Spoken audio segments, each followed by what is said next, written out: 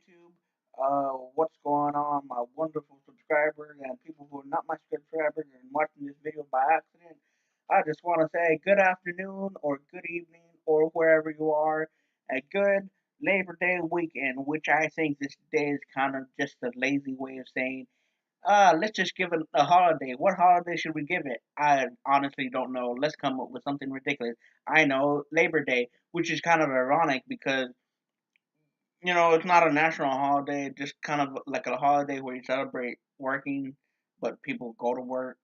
I don't know. It's just some weird coincidence. But to me, the weirdest thing about it is like school officially started last week, but because Labor Day, there's no school today, which seems kind of retarded because it's like if you're gonna give someone a day off like the next week, might as well just give it the next week, the official week of school starting.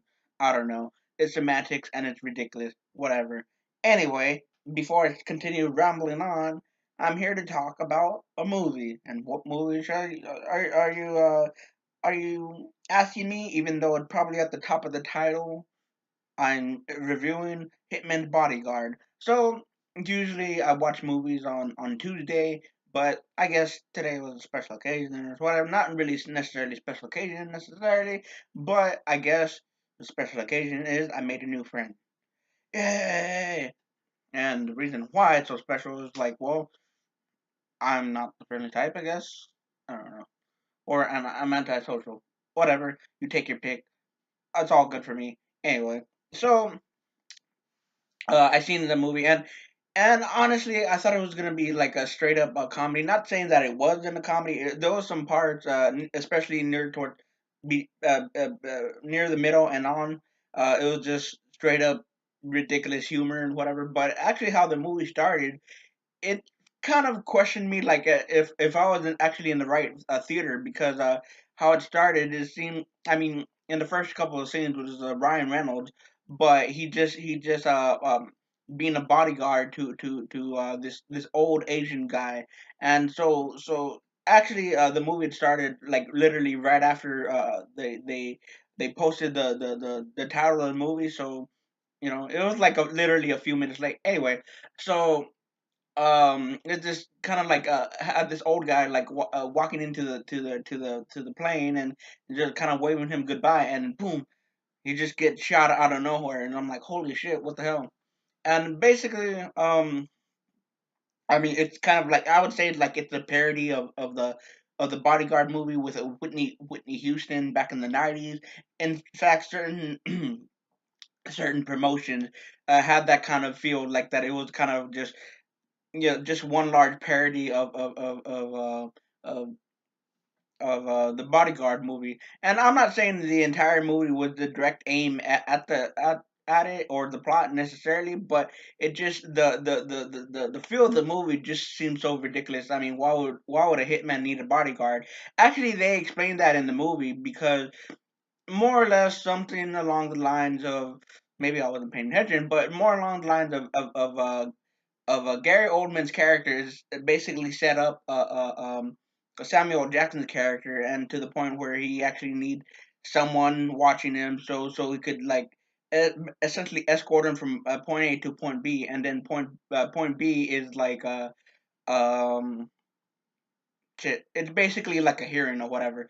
Anyway, so like basically the antics throughout the movie just so ridiculous. It's like the chemistry between the two actors. They pretty much sync well off with one another, and especially I like the way how like Samuel Jackson just a loose cannon type of character, and Ryan Reynolds character. I mean, it's funny though because when I was visualizing Deadpool, I was hearing Deadpool, but how he was acting in the movie is just complete opposite of Deadpool. Because Deadpool just reckless. He's the merc with a mouth. He just, although in this movie he just won't stop talking in like most of his movie roles. In fact, Samuel Jackson's character in references as like near the end of the movie when he's telling them like how he's feeling, his emotion, all that shit, like kind of like a heart to heart moment. Is saying like before you start talking, and I know you're gonna start talking. It's just like kind of like a little bit of a tongue in cheek moment, saying that Hey, listen. I know your character is the type of character you play is nonstop talking, nonstop chatter. But if you just shut the hell up for a moment, I'm gonna say my piece. In fact, and like a little later in that scene, he began talking again, and Samuel L. Jackson was like, "Will you shut the fuck up?" And I'm just saying, it's like the chemistry between the two actors is hilarious. There's just one other scene where like 'cause earlier in the movie, Ryan Reynolds' character is saying like how he values being precautions and wear a seatbelt, blah blah blah, and they're just kind of like near the end of the movie where they're like basically have like a getaway as soon as possible. And Samuel Jackson's character actually hits like one of those speed bumps things that's like kind of like a sawhorse type stuff. He hits it and then he just like comes rolling out the window. I forgot what the window's called, but out the window, and he's like, "What the fuck?" And then it's like, "Wait, I thought you're always told to wear your seatbelt." And he just exasperated the shit. And there's this one Easter egg that like I pay attention to in whatever movie that I'm watching. It's called the Wilhelm scream, and when I heard it, just a little part of me got a little excited. Like you could hear like quickly. It's when they're in Amsterdam near the end of the movie where Ryan Reynolds is on his motorcycle and he actually pushes a guy into the water. You could hear it. It's like literally like hear it and you miss it, as most Easter eggs are. But it's really interesting to hear it. And yeah. Um, it's like as what my mom would say. It's like one of those miscongeniality movies. It's like really nothing too heavy on the plot, but the movie is just like ridiculous humor and ridiculous banter and all this other shit going on. And and also I forgot that actress's name. She's Latina. God, I forgot her name honestly, but yeah, she also plays a good part of this movie. She's like kind of like a supporting actress, but it's kind of interesting how like she calls Samuel Jackson's character La Cucaracha, and at the end of the movie, you know, they end the movie with the two couples where they met in a bar called the Cucaracha. And for all of you people that don't understand what the cucaracha means, it literally means cockroach. There, problem solved. Anyway, so that's pretty much it with the movie, and possibly rambling a little bit. I'm not sure. I've been kind of not really thinking. Anyway, whatever. Anyway, so yeah, that's pretty much it. And also there was a lot of good movies out in the theaters. This one movie that I wanted to check out. Maybe I might watch it tomorrow. Not sure. I haven't really decided, but there's this one movie that's in theaters called Wind River. And if you haven't seen the trailers, it's basically actually, it's another movie that has MCU actors in there, which is has Elizabeth Olsen who plays Scarlet Witch and Jeremy Renner who plays Hawkeye. In this movie, like Jeremy Renner is like a local law enforcement, and Scarlet Witch.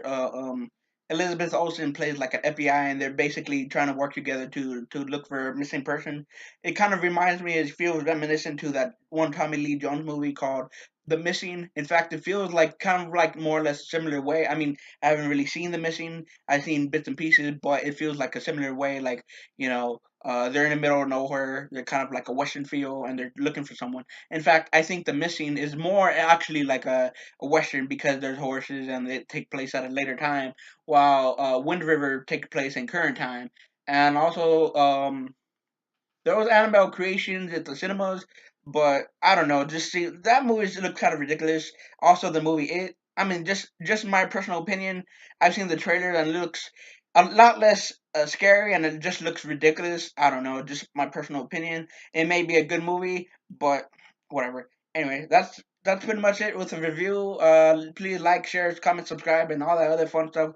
Do what you normally do with other channels. And I'm out like the Flash, and see you with another video.